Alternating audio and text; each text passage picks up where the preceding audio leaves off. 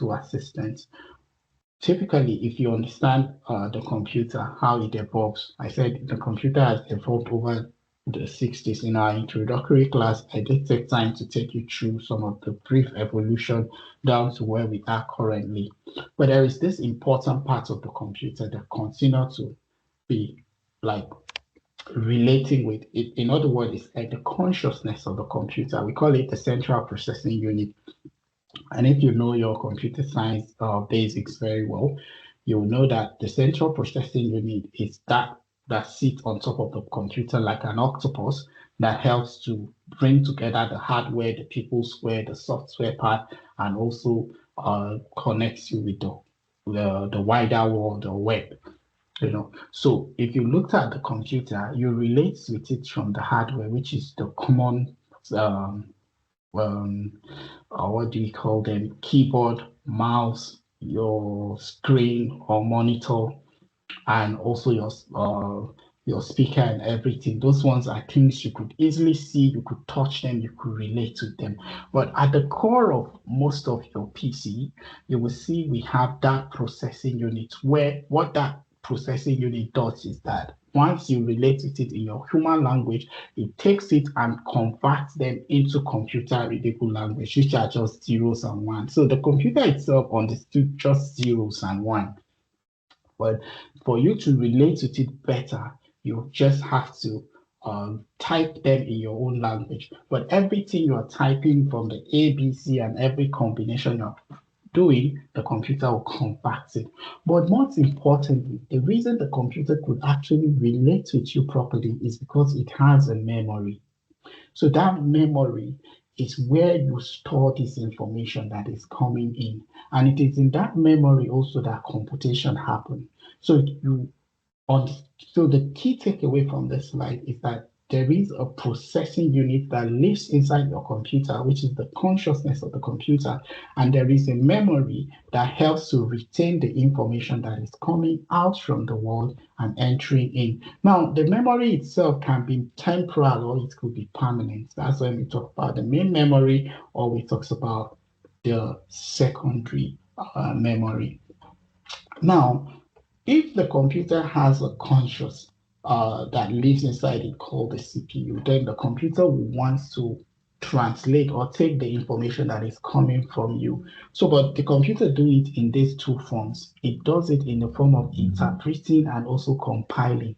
In other words, see it as encoding and decoding. When we start going into transformer properly, as we advance, I will start telling you much about how you encode information and how you decode information. So the Python language was invented as a high-level language in order to help us to act as an interpreter, meaning that it is like a buffet where when we bring in our normal human approach to writing or communicating, it takes it and encodes it for us into that machine level readable language easily.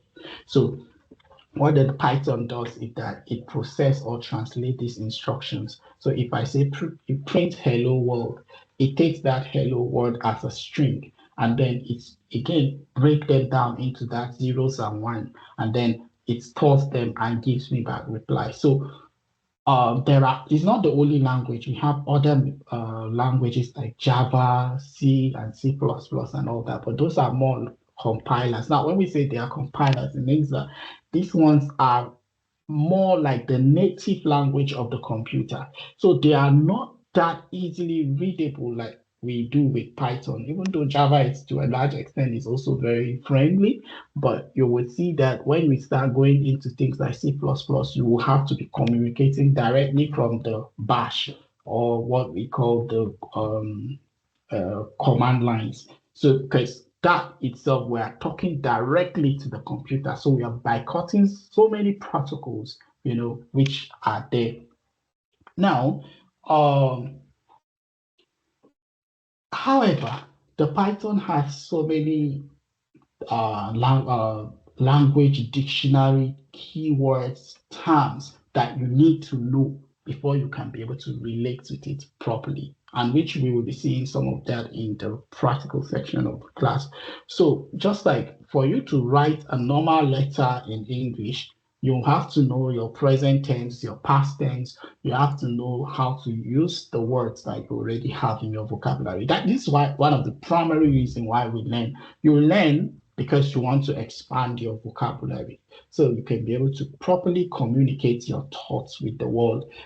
So sometimes you have seen people where you have seen a situation where somebody would tell you, I lack the words to express that. So it means that person actually had the meaning embedded in their consciousness, but they could not find the right word in their vocabulary to be able to communicate that thought to existence. So the same way in Python, Python also has its own language. So when you fail to communicate properly to it, it gives birth to errors, or what we call the error taxonomy, when conversation fails. So it means that the Python try to understand you, but at the end of the day, there is a misconnection between what you are saying or what the Python is saying and what we are trying to interpret. Remember, it is an interpreter. Remember, um, in those days, if you watch movies when the colonial masters came to Africa, the local people don't know how to speak English. So they have to come with somebody that knows how to speak English. So the person will talk, the locals will talk in their native language. The person will interpret it to the white man, and then the white man talks in English, and then the person takes it and interprets it to the local in their own language. So that was how they were communicating until it comes to a point they started enrolling to get to learn the language of the white man, and the white man too was trying to learn their own local languages. So that's how these things happen. So now in the process of translation, definitely errors are bound to happen, and that's what gives birth. So when an error is syntax error, when you see syntax error in the process of trying to code, it's related to grammar. It means you are violating the structural rules of the language. So Python will immediately flag it and say that's a syntax error. So it means what you are speaking, in other words, is just gibberish. Then there is the logical errors that also happens. We call it the logic error. So that has to do with the ordering at which you are ordering something. For example, you don't just say the crown, the king, and the man. Most times you have to maybe come from the other way around, the man, the king, the crown, stuff like that. So the way you order some of these things can also give back to the logic error. So it's good syntax, but a mistake in order of relationship or statement. Put water in your backpack, walk to the library, then put the top on the bottle. It doesn't make sense. You have to first of all put the water in the bottle and all that before you put it in the bag and then go to the library. So that's what it's trying to say. Then we have the semantic errors. So this is the error in meaning. It means you are completely saying another thing that you're not supposed to have said, or you mean something that is not what is being expressed. So we said syntactically it is perfect, but you told the program to do the wrong thing. So, and again, you have to understand why you need to be in complete control of this language is because the computer gives you what you gives it back. So it's simply that garbage in, garbage out. So you have to be in charge at every point in time. Now, anyway, I'll say that as we progress, why you should, and I'll keep emphasizing on that because the era we are entering now, from 2026 to 2030, is the era where information become available, decision, judgment becomes scarce. So you have to, but don't worry, I'll say much about that as we progress. So we have just like the normal English language, okay? When we are learning English in elementary class, we talk about noun, pronoun, verb, adjectives, adverbs, and all that. I remember we said a noun is the name of a person, animal, place, or thing, and it becomes almost like a chorus. So the same thing, the Python has its own nouns, which are nothing but the values, the type, and variables. And we will be seeing that what is a value, what is a type, is it a string, is it a float, is it an integer, and then what is a variable? Why do we need to assign variables? So when we talk about basic things like values, this has to do with little things. Like, for example, if I have 35.0, that's a float because it has a decimal.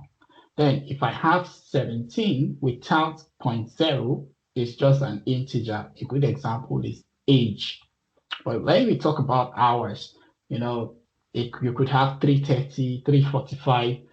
This has a decimal following it. So it's then when I come and write something like hello world or something, that's a greeting and it's a string. So a variable, on the other hand, is assigning these values to a particular uh, object or symbol or anything. So for example, I could come and say A is equal to 35. And it means I have assigned now, but the virtue that I'm assigning, it means I'm allocating a memory inside the computer to tell it to remember A is allocated 35.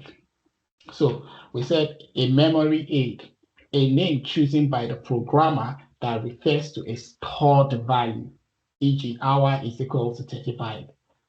So when you allocate something with an equal sign, it's automatically become a variable. So we also have reserved words.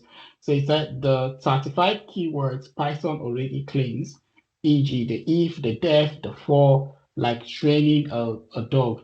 These are the sit, stay, fetch commands. You cannot use them as variable names. So there are reserved words. You cannot use them as variable names, like if, def, for. We'll see them else and all that. While all those ones, they are completely out of it. You cannot pick them and come and use them. Just like in English, there are words that it is allocated to. For example, if you say Mr., you know that Mr. is allocated to a male automatically. And if you say Mrs., you know that it's a married female or something. And if you say a boy, you know that it's associated with a male gender. And if you said female, it's associated. So stuff like that. The same way also in Python, these are words that already reserved to them because you are using them for other things. So these kind of words cannot be used as variable. And also, as we proceed, you will see us talking about Python is case sensitive. It means a cap letter and a small letter are not the same. So you will also see what it means when you put a space, because sometimes you put a space, it gives back to error. So some of this kind of case sensitive issue will give you errors that could take you a long time to debug. So you have to take note of all these things because every language has its rules.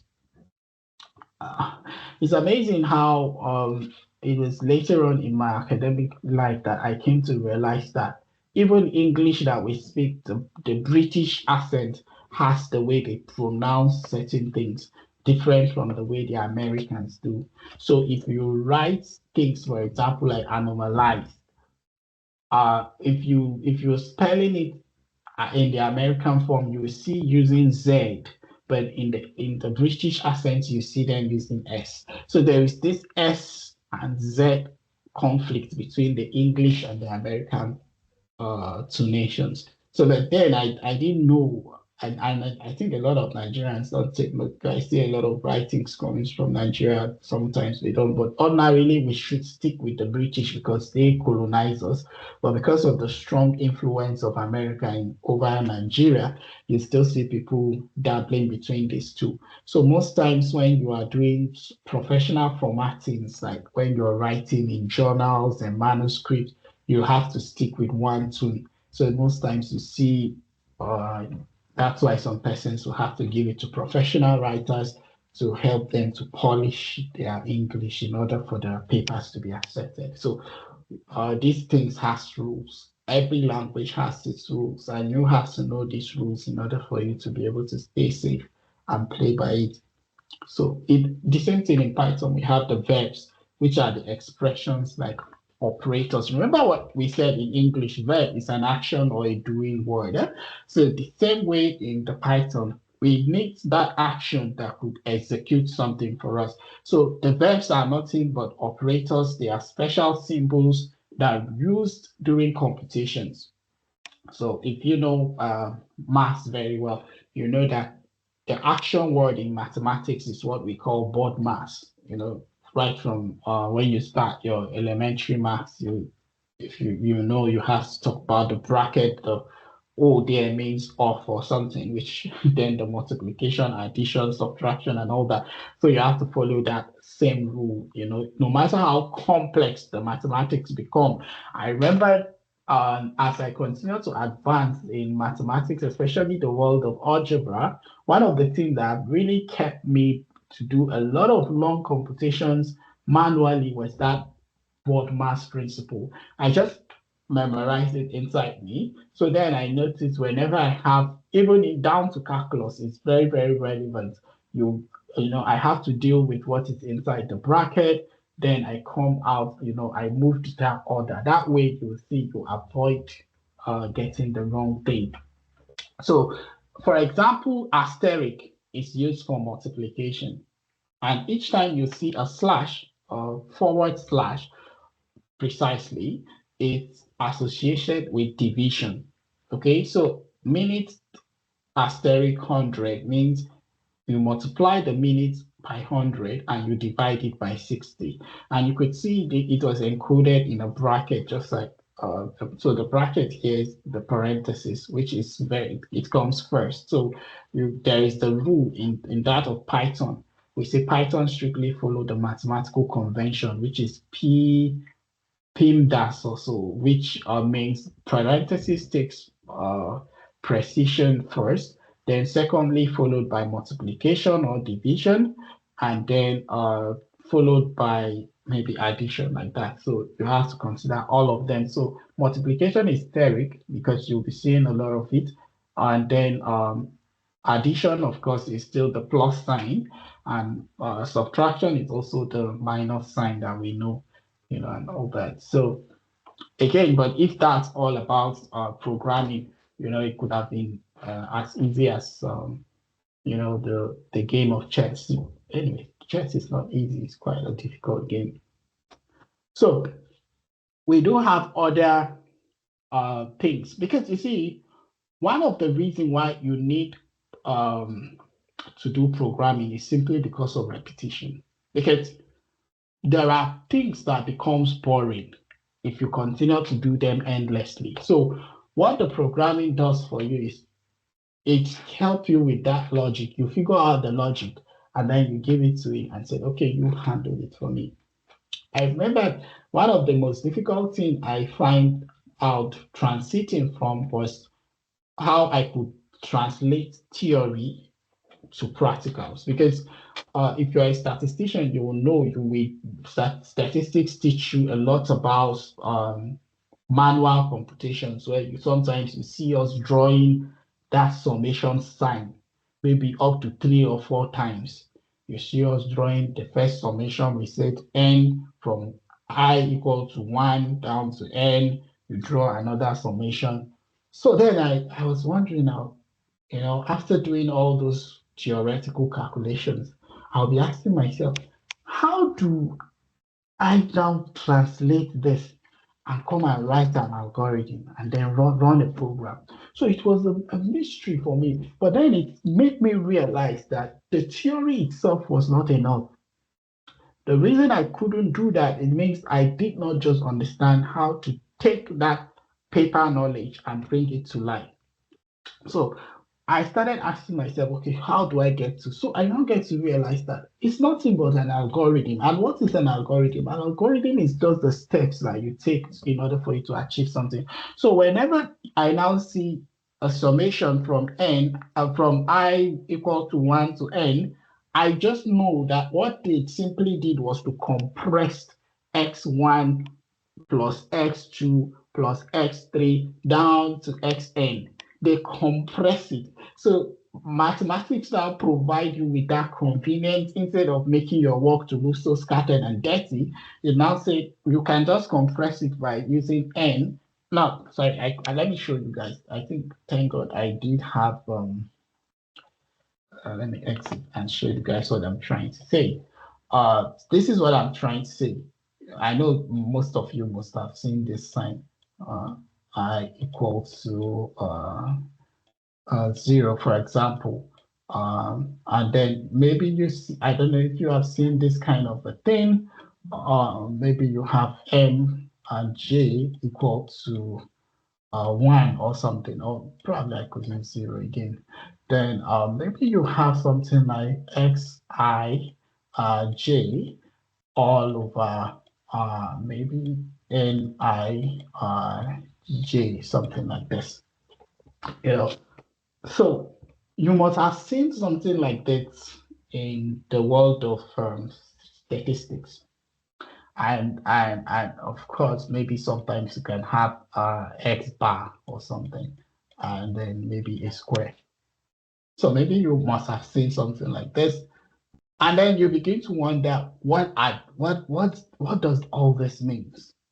So, but this is just simply an expression that's telling you that this is a matrix, because once you have this xi, it means you're looking at a matrix. So it means if you expand this, you are supposed to have 1, 1 plus, so remember when you come back like this, so the next one should be probably, I think, 1, 2 plus,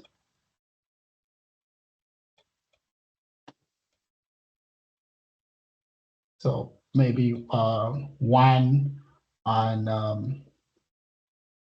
maybe the last one should be n or something. Then when you come back again, the next one you're supposed to have 2, 1 plus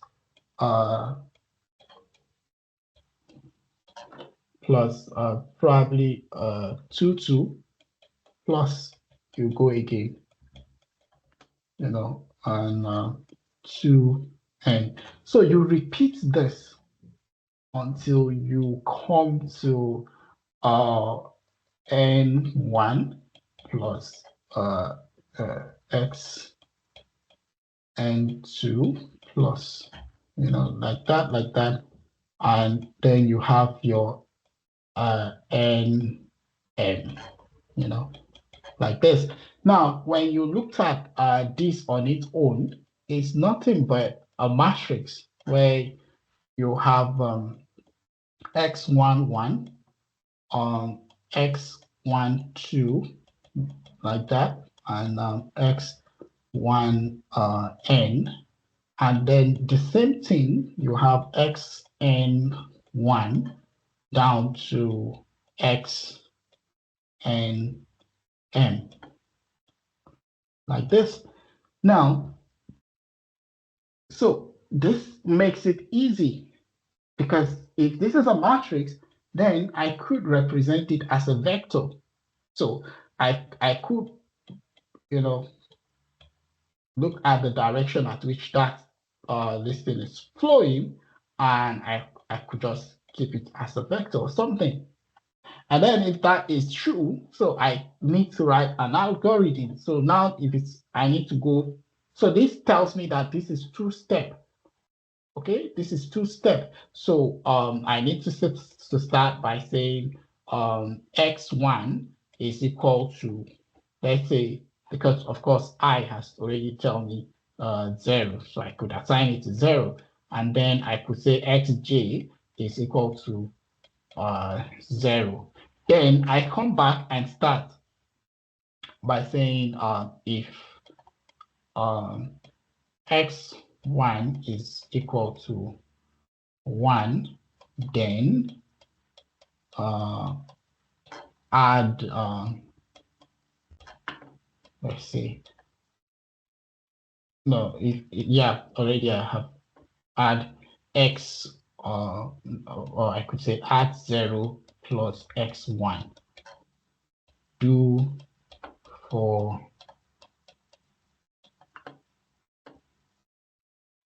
I equal to 2 dot dot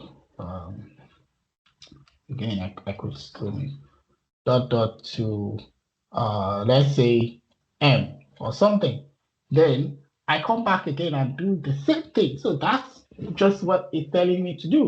So by the time I break this now, you can now begin to see this visually. So you try to put it as a flow chart. This will now say start.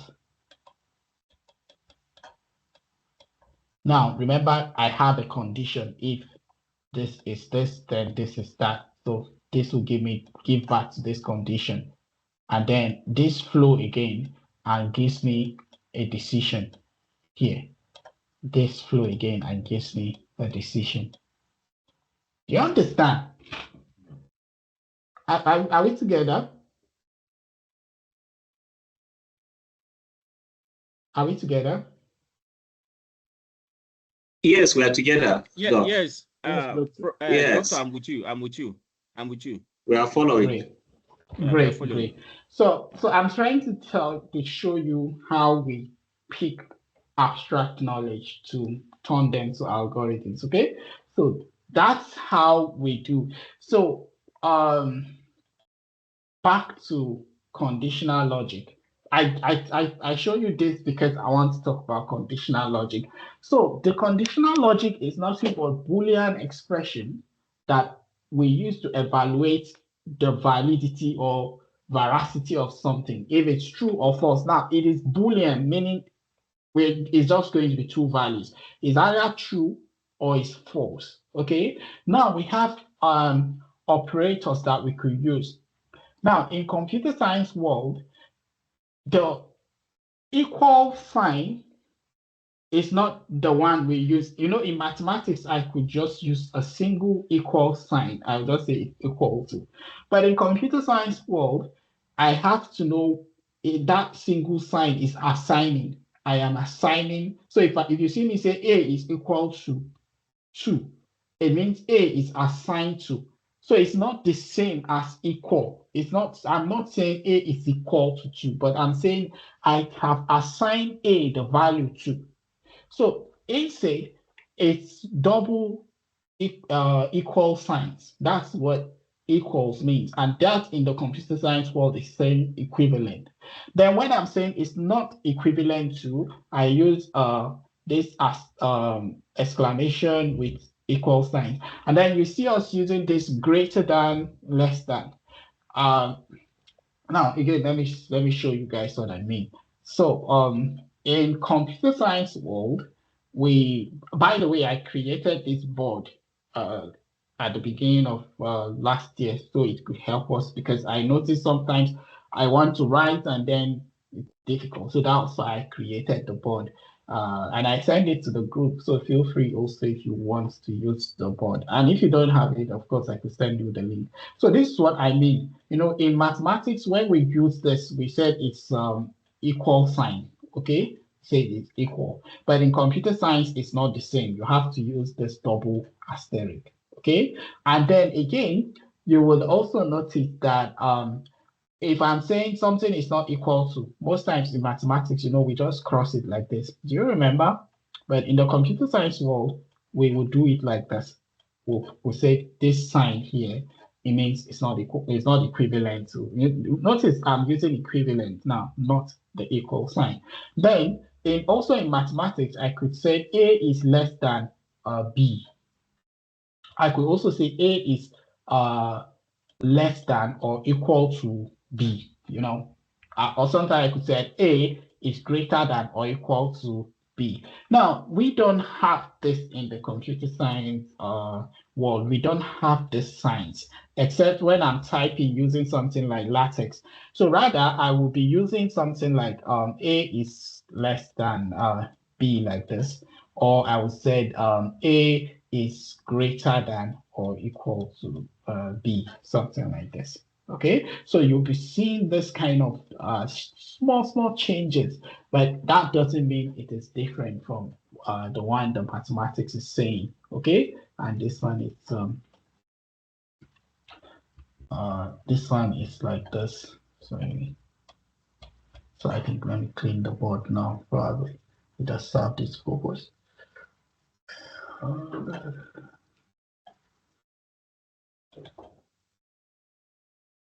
Oh, I thought I was able to clear everything once. Yeah, exactly. So I don't have to come back doing that. Anyway, so good.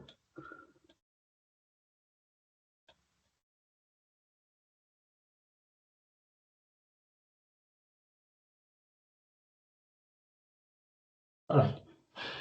So you will be seeing talking about, so each time we want to use a conditional logic, like the algorithm I briefly showed you, where we are, if we talk about this double summation and we want to solve them using the computational approach, we have to start assigning these values. So this is a simple program that was written. X of percentage of 2 is equivalent to 0. So the question is, if this is true, if it's no, then we print X is odd. If it's true, then you print X is even.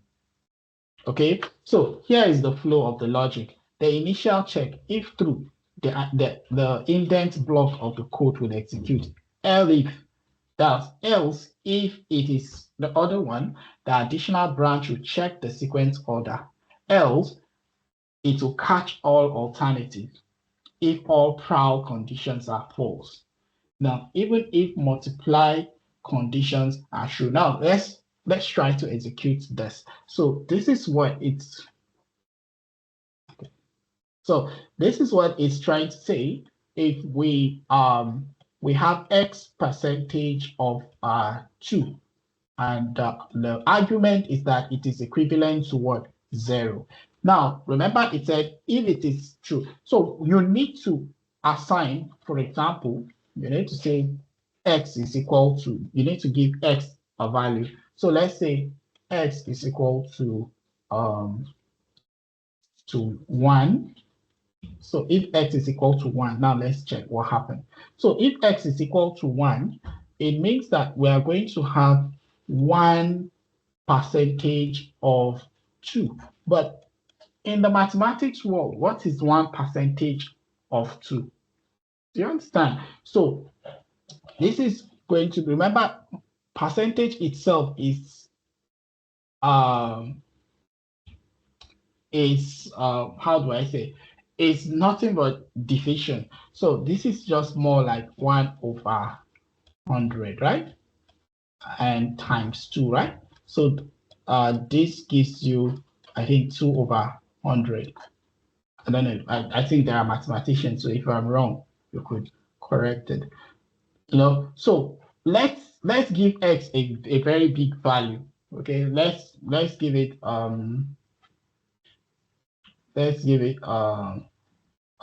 much bigger value. Probably let me give it let me say 200, for example. Okay, so if I give X 200, it means that this will be 200 all over 100 times 2. So this is going to go, and this gives me 4. So the thing is, you now check, is 4 equivalent to 0?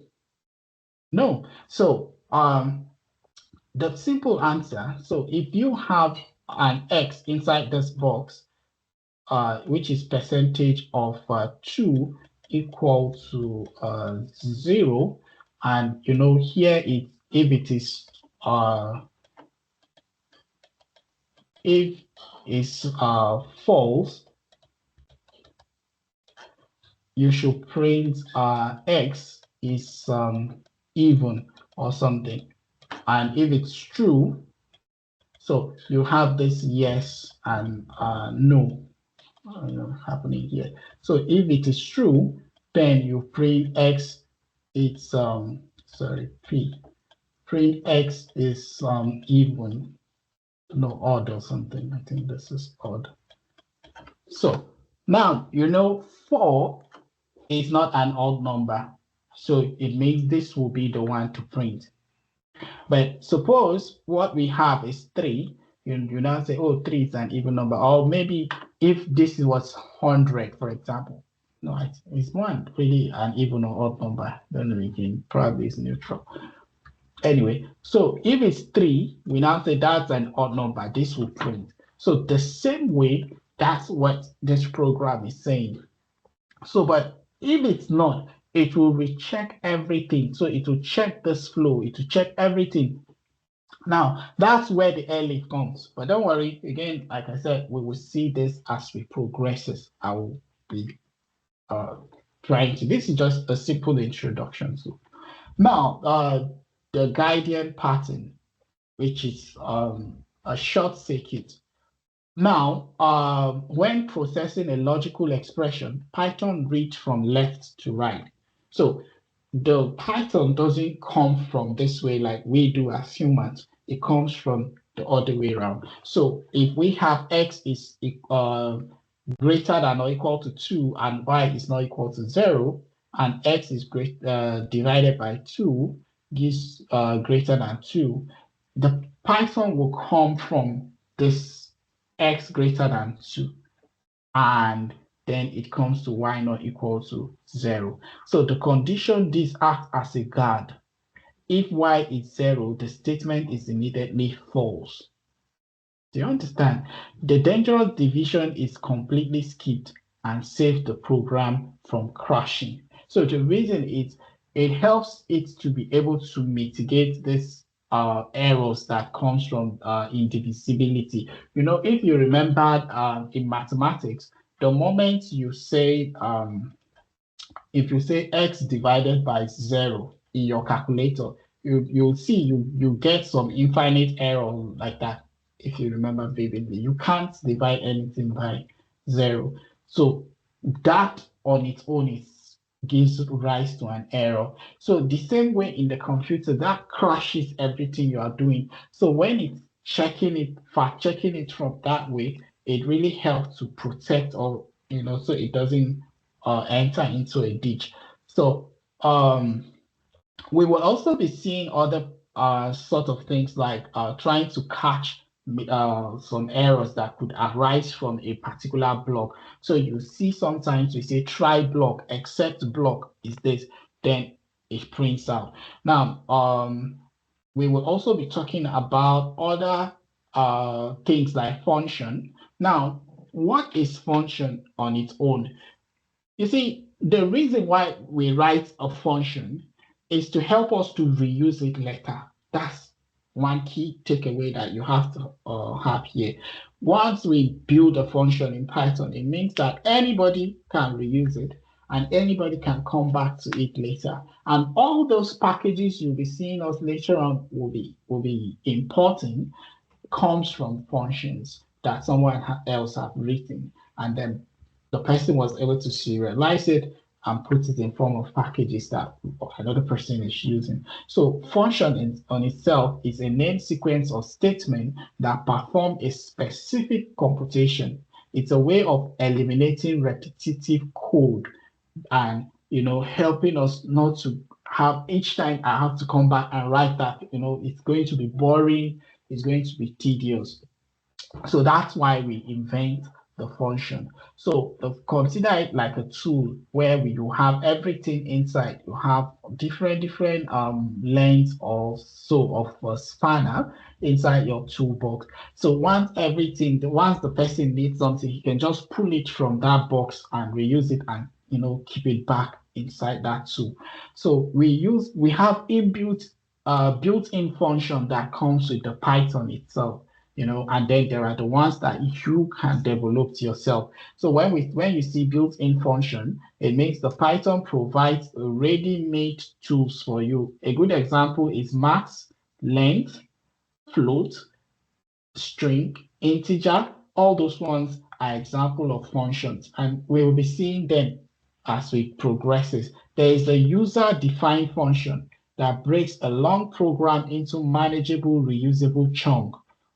Once designed and debug, a custom function that can be reused anywhere. So you yourself, you can build the function, depend on what you want to do. And later on, if you think it is very useful, you can turn it into a package and you can put it on the Python repo where anybody can use it. I think in R, we also have similar platforms that handle all the codes and everything functions as people package into library and they put it there on that people can reuse. So we have the anatomy of custom functions. So in order for you to be able to build a function, you tell Python what you want to build. So if you want to build a new function, you use the word def. You use the word def. So for example, this is def add to a comma b. It means you're telling it that you are going to be adding two numbers such that anytime it sees this number, it should add them and return the result. So we have the addition, so it means you have the operator. So take it this way, the function have an input, the operation, and also an output that it will return. Three things. It has an input, it has an operator, and it has an output, okay? So you'll be seeing us doing those things, but most times when we ask it to return what it has added. So this is what the addition happens. So the operator, so what is returning is when you take that operation you have performed, assign it to a variable. Remember I said we assign variable using what? The equal signs that we use in mathematics, okay? So that's what we use to assign variables. So in this case, you are telling the Python that each time it says this variable, it should add them up. It should add two variables. So the same way you can define your function for 3, you can define your function for 4. So when it must not add, you can even define it and say it should do multiplication for you. Okay, so depend on what you want. Now, the flow execution detail. We also have a way the Python executes function calls. So if we call a program, it don't just jump and start executing. No, it will start in a very organized way. Sometimes it moves. Remember, we say the left. Remember, so it moves from the left, and then it takes like that. It moves until so like a snake. No wonder it's called Python. So it comes, from the left, and then it flows. Like this. So the code inside a function definition generates no output and does nothing until the exact moment the function is explicitly called. So until you call the function, the code will not give you an output. So capturing output. So we also have a fruitful versus void function. So what does it mean to have a fruitful function? It's when it actually executes what you want it to do for you in a very perfect way. Okay, so it means that you have the raw input, then you already remember the function already have what it wants the operation to do for it. Then it returns a value, which could also be a variable. Okay, so it yields a specific result using return. Then it passed the value back to the main script. If you don't assign this result to a variable, e.g. x is equals to max dot square root of 5, the value vanishes. So the moment you assign that value of that function to another variable, of course, it won't give you until you ask it to print, then it comes up for you. Then when it is a void function, it's when it performs an action like print, but do not return a mathematical value. If you try to assign their output to a variable, you received a specific Python value called none. So again, if you don't properly do that function by assigning it to a variable, then it cannot return anything back to you. So remember what we said just now when we were talking about that the first thing you do in, let me again clear this output. Remember we said the first thing you define the function you want. So if you want to, so let's say our function is multiply, let's say 3 multiply, let me say just value or something. So inside this, I want to multiply, let's say A and B and C. Okay. So I have defined. Now, when I define, you will see we will use this points like this, dot, dot. So because of this dot, the Python will shift it. So it won't start from here. It will start from this indentation here. So here, I'm going to assign what I'm trying to say is so you can call it any name. You can call it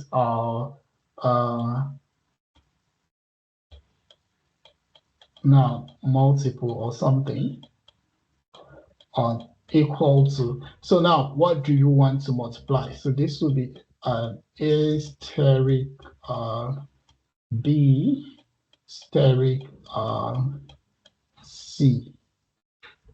Okay, now remember we said once you assign that value, you have to tell it to return something for you. So you now return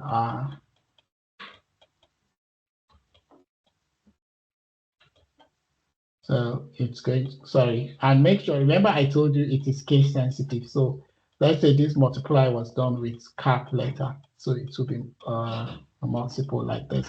So by the time I have assigned this, next, when I want to perform this operation, I'm going to say, so now I already have assigned this multiple here.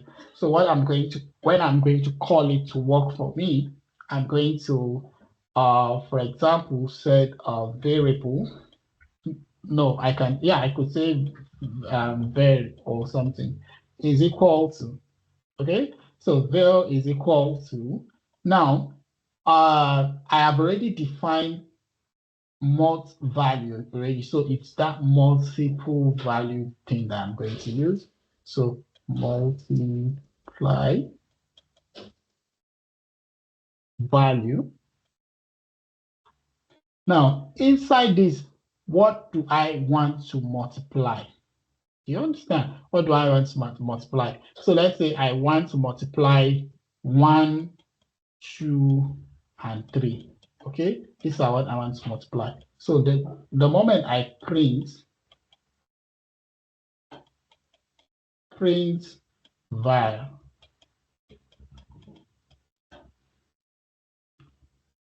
So the moment I print var, it's going to give me, so what it's going to do now, it's going to take this operation now. So it will multiply 1 times 2 times 3, which is going to print what? 6 for me. Okay, so that's what it's going to. But if I don't give it a value like this, then it will return none for me when I ask it to print. So that's what we're just trying to say here. Okay, so if you don't assign that value to it, it will come back, it won't return any of this thing to you again. So each time you want to use it, you have to assign it to another what you have defined. Then it performs the operation and return it to you. Don't worry, you get to see some of those things as we progress. So there are 6 universal building blocks. Again, we have underneath the syntax, we have every program from a tiny script to a massive application weaves together just 6 core patterns. So what are these 6 core patterns? We have the input, getting data from the outside world using the keyboard, file, or sensor. So the first thing you should know is the way you communicate with the computer, you have to type, to impute those things. Then we have the output, which is displayed or using the screen, or even if you have a printer or something, you can also print some of those things out for you to see. So it's where you see the results and where you can be able to save the files. And then we have the sequence execution. Remember, it starts from left to right. So it's always going to come from what? From the input, output, again. So step by step. So that's sequential execution. performing the statement step by step. And this is very, very important because this is how algorithms are designed. It is a step by step you take to execute a task. So again, before you think about encoding something, think about it in form of repetition.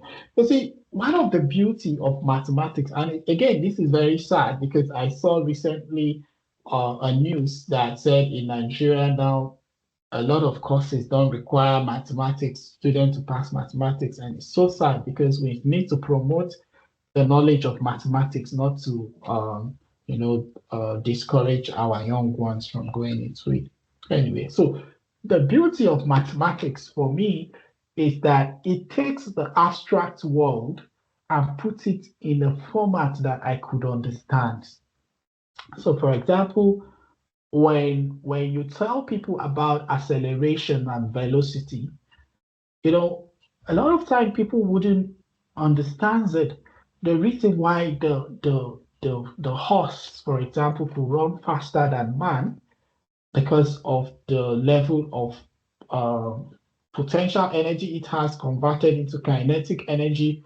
So it was able to use it to run faster. But a time came, man discovered that the sort of mechanical way to go faster than even the horse is if you are able to put some gears together, to generate friction. So they started things, especially work of people like Da Vinci. And I had the advantage to be at the London Museum some years back. I think it was last 2 years now, when I had a conference, that a workshop sort of. So before the workshop, no, not museum, was it? National Library, not the museum. So I saw writings of so many great scientists that I used to read about in textbooks those days, even in the university. I saw the works of Blaise Pascal. I saw some of the works of other great minds like Charles Darwin and all that. But one caught my attention a lot, I think, which was the work of Leonardo da Vinci. What caught my attention was his writing. He doesn't write like how we write today. He was writing from left. I don't know if I still have the snapshot on my phone, if I could show you guys uh, those things, because I did remember I snapped that day his writing when I was taking a look at it. Hopefully I'm going to see that. So I could portray what I'm trying to say.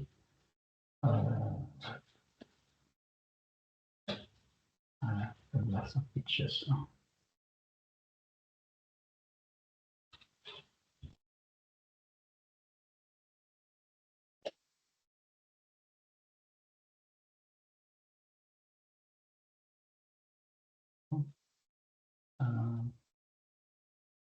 I need to write a program now will help me to spot long time information.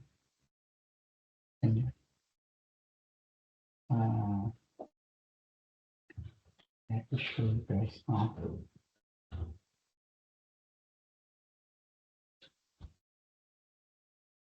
Da Vinci. Okay, good. I think it was on this conference. So let's look at.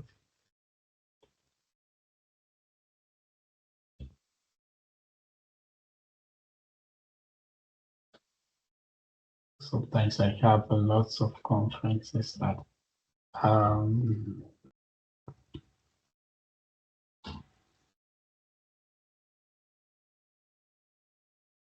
yes, okay, great. I think I've seen the conference now. Yeah, so I don't know if you could see this. It's very tiny. I don't know if you could see my screen. Can you see it? Can you be able to see it? I don't know if you could see that. What's up? So if it's just that probably it's not too clear, and I probably if I have to try, I could forward it to the WhatsApp group. So what amazed me was his writing. He writes from the left side. So if you want to read his writing, you need like a mirror to put it. So when you put it, then it's turned. The mirror always reflects. There's this law of refraction and reflection. So once you put something, it refracts the other way around. So that's how he's writing. So it's the same way the Python reads program from the left to the right. Okay. So that's why you see the sequence execution starts from 1, 2, and 3. Okay, so we also have the conditional execution, which we just looked in the previous slide, where we execute if the condition is met. If it's not, then we go over and look at it, which is what gives rise to the elif. And then if it's not, then we proceed like that. Then we also have the loops, which we'll be talking about them. The loop is just a statement that help us to be able to execute everything in a block when that condition is met, or else we skip to the other block. So we also have reusing, where you talk about the function and how we could be able to call them. So in other words, these are almost how you could master Python, by meeting some of this noun, pronouns, objectives, and all that. So it is very, very simple. But now, what does all this mean for us in the age of generative AI? Which is one of the most important things I want us to focus about. So we have looked about some of this little things on Python and how it functions and some of the vocabularies and how we define a function and why it is important. But now you get to realize in the I should look at my pen. Yeah, all right. Okay, fine. So in the age of AI, a lot begins to happen. We begin to see that the AI could write these programs for us much better and faster than we could, while all what we need to do is just to prompt, and then it helps us to write this program. So does that mean that the Python is completely the era in which you have to sit to write the code is gone? Yes, to a large extent, that era is gone, unfortunately for you. You don't have to start writing codes from scratch. Now AI can do these things even much better than us. It can even comment on them very well. I think yesterday I had a meeting with a master student from Edinburgh University. So she stunned on one of our paper and she reached out because she needed the code that I used for that analysis. So I was able to walk her through the code. But then I made a comment. I told her, I said, unfortunately, now she don't have to do all this herself because AI can now make all these things easy. So my advice to her was you could take this code and then ask AI to rewrite it, to polish it based on what I've already written. So you don't have to reinvent the wheels again.